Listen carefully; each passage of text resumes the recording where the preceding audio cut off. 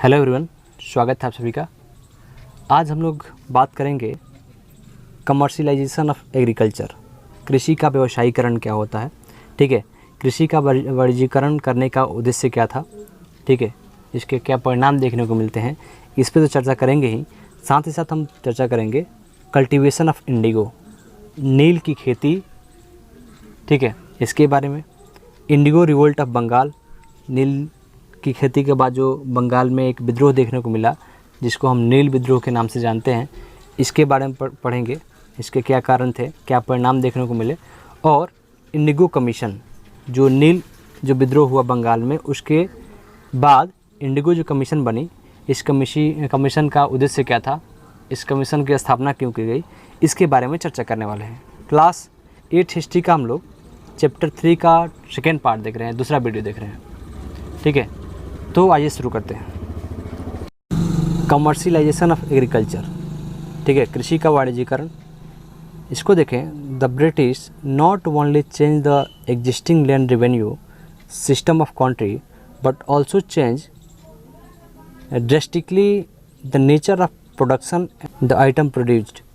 तो इस प्रकार अंग्रेज़ों ने न केवल यहाँ पर जो भू राजस्व प्रणाली थी इसको परिवर्तन किया, बल्कि जो उत्पादन की प्रक्रिया थी, जो प्रकृति थी, उनमें भी काफ़ी इन्होंने चेंज किया, काफ़ी परिवर्तन देखने को मिलता है।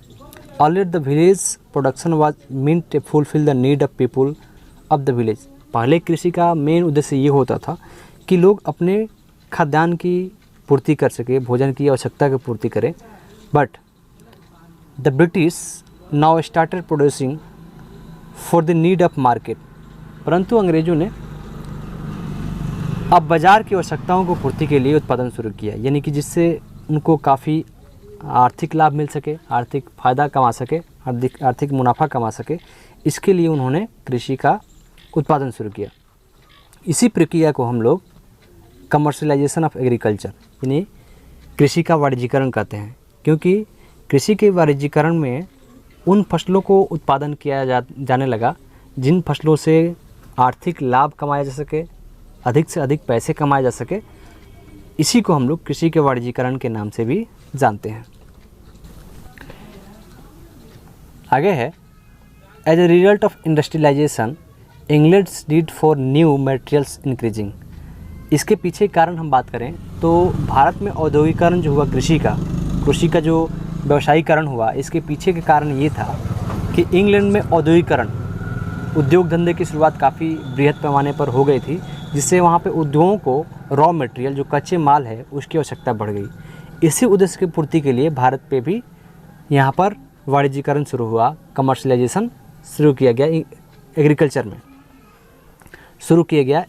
में, जिसमें यहाँ पर उद्योग धंधों के जो रॉ मटेरियल है इसकी पूर्ति के लिए भारत में इंडिगो, कॉटन, टी, ओपियम और जूट का जो उत्पादन है इसमें लगातार वृद्धि की गई, लगातार बढ़ाने का प्रयास किया गया, ठीक है। तो नील हो गया, कपास, जूट, अफीम, चाय, इसकी खेती बढ़ने लगी। इससे हुआ क्या, plantation were completely under the British control. बागान जो थे, भारत के जो कृषि के बागान थे, वो पूरी तरह से अंग्रेज़ों के नियंत्रण में थे। The Indian peasant were paid very little wages, जिसके कारण यहाँ के जो कृषक थे, जो किसान थे, उनको काफ़ी कम मजदूरी दी जाती थी, ठीक है। और पूरा जो बागान के मालिक थे वो अंग्रेज हुआ करते थे, जिससे क्या हुआ, यहाँ पर जो इंडियन पीजेंट थे इनका काफ़ी एक्सप्लॉयटेशन देखने को मिलता है, ठीक है।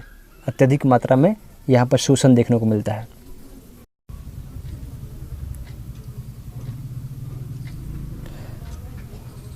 Cloth dyer of Britain required large supply of indigo and for this purpose the turn of India, ठीक है।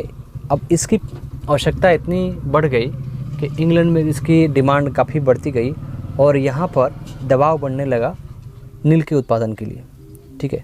Company in India locked for way of expand the area under Indigo cultivation, जिससे कारण यहाँ पे जो ब्रिटिश कंपनी थी वो नील की खेती का जो क्षेत्र था, एरिया था, उसको बढ़ाने का प्रयास शुरू कर दिया, ठीक है, विचार करना शुरू कर दिया, ठीक है।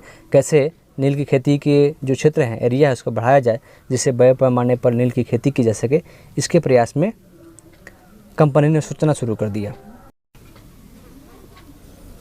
Attraction by the high profit from the indigo, some of them came to India after quitting their job and become planters, ठीक है।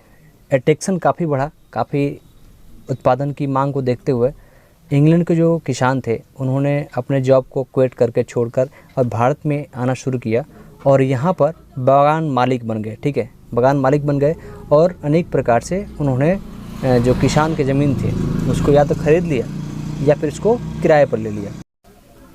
अब इस प्रकार की खेती से काफ़ी प्रॉब्लम अटैच थे, जिससे ओनली 25% जो भूमि थी उसी के ऊपर इंडिगो को प्रोड्यूस किया जाता था।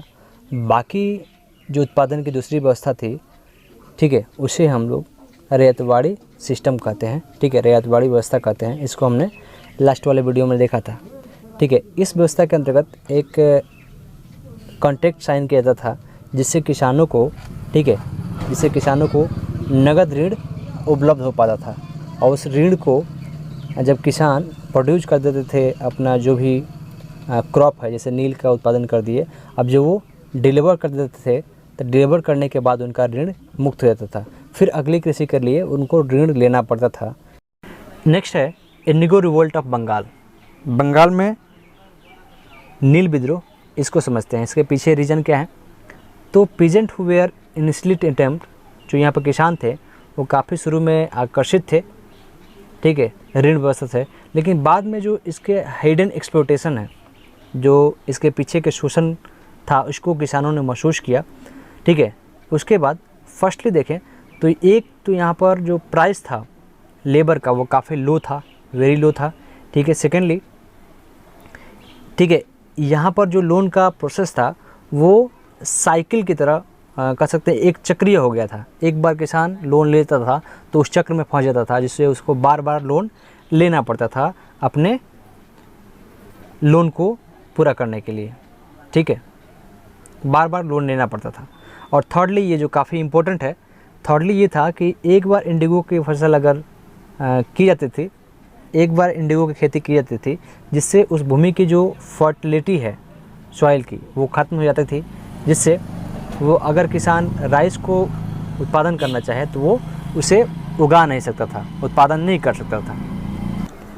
नेक्स्ट, कंसिक्वेंटली बड़े पैमाने पर यहाँ पर बंगाल में हज़ारों संख्या में बंगाल में किसानों ने इंडिगो को ग्रो करने से मना कर दिया, ठीक है, उगाने से मना कर दिया।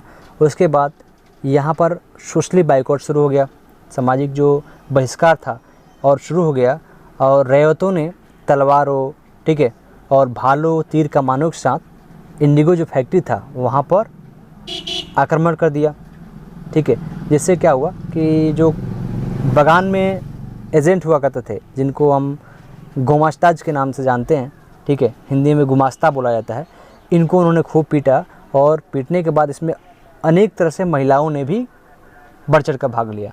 इस विद्रोह के मूल की बात करें तो नील उत्पादन व्यवस्था की अत्यधिक दमनात्मक जो प्रवृत्ति थी, अत्यधिक दमनात्मक प्रवृत्ति जो थी, ये मूल कारण थी, ठीक है। इससे जो किसान थे, ठीक है, ज़मींदार थे, उनको उम्मीद था कि इस संघर्ष से उनको सपोर्ट मिलेगा जो लोकल ज़मींदार हैं, लेकिन ऐसा नहीं देखने को मिलता है।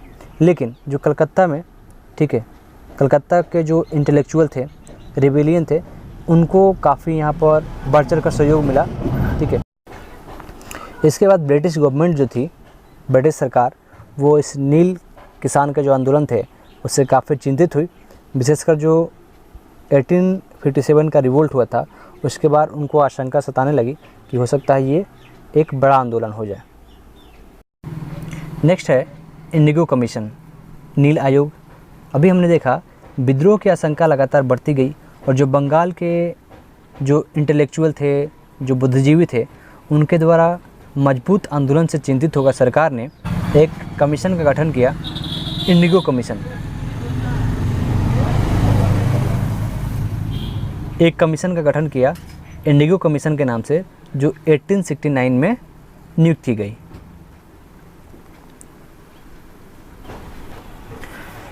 इस आयोग ने सारी स्थिति की जानकारी ली, जिसके आधार पर उसने उन मालिकों को दोषी ठहराया।